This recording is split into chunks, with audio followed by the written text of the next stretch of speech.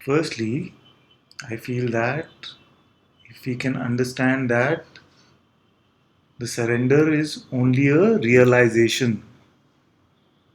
Surrender is only a realization, it is not an action.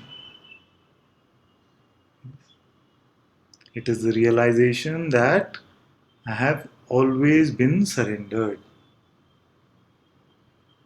All that is happening is through consciousness or God or Guru, whatever label you want to put on it. All that is happening through this consciousness itself. So, firstly, we can remember that surrender is not a doing, it is a realization. We realize that there was no individual person here ever to do anything, including the surrender itself.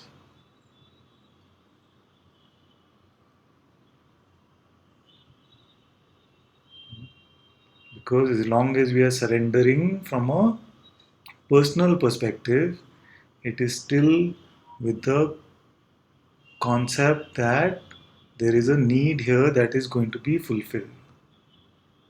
There is a personal need fulfillment which accompanies a lot of surrender. And that is what we refer to as half surrender.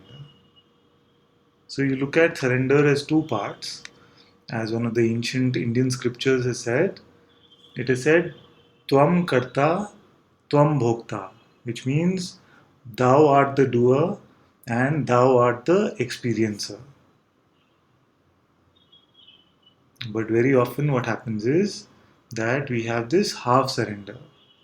And half surrender means you are the doer, but I am still the experiencer.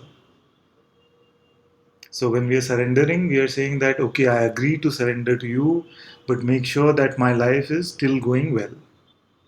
You see this? Then it is not surrender, then it is actually deal making.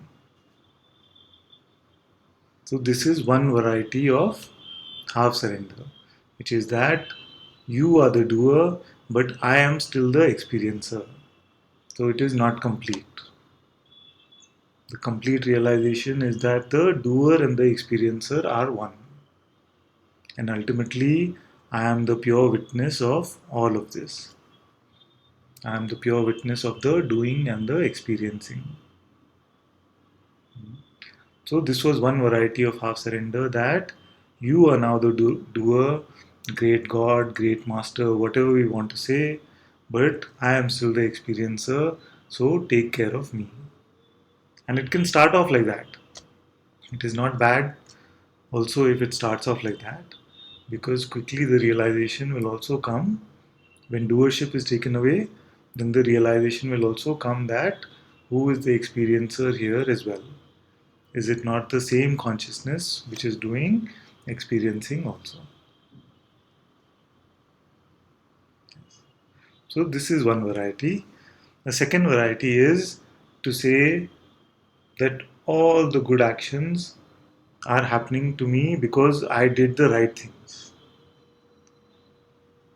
Many of us have this victim belief, which means that all the good happening in my life is because I am doing it, and all the bad that happens is God's doing or Guru's doing.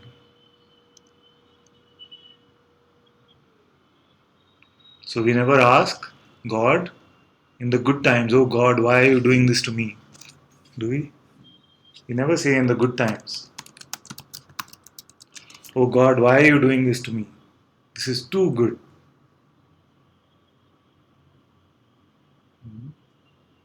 We only say when we feel that we are suffering, oh God, why are you doing this to me?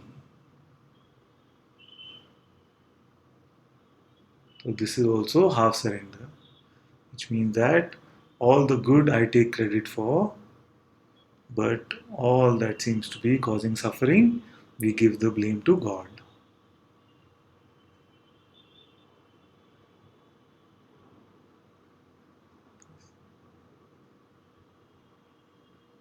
So this is another type of half surrender.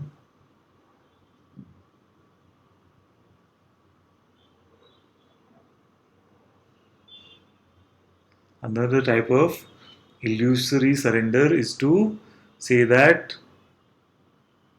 I surrender something to you, but in the expectation that it will get sorted out according to my mind.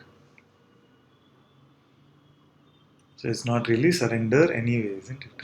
It's a very specific sort of surrender saying, I surrender this problem to you, but please make sure it goes in a certain way. Then that is not surrender at all, isn't it?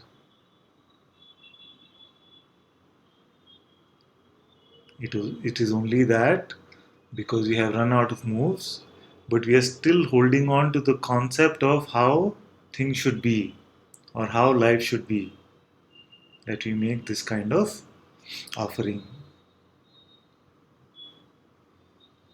A better prayer would be to say that I surrender this to you, and whatever thy will is, may that be done.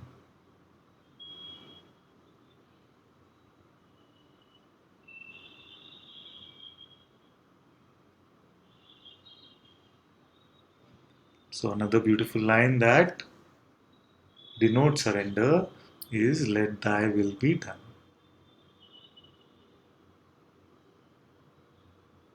With this simple statement alone, let thy will be done, freedom cannot be far. Because then we stop resisting all the appearances which are appearing.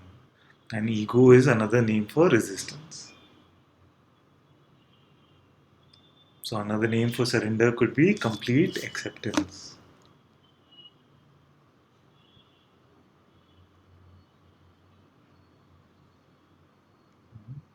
Let thy will be done.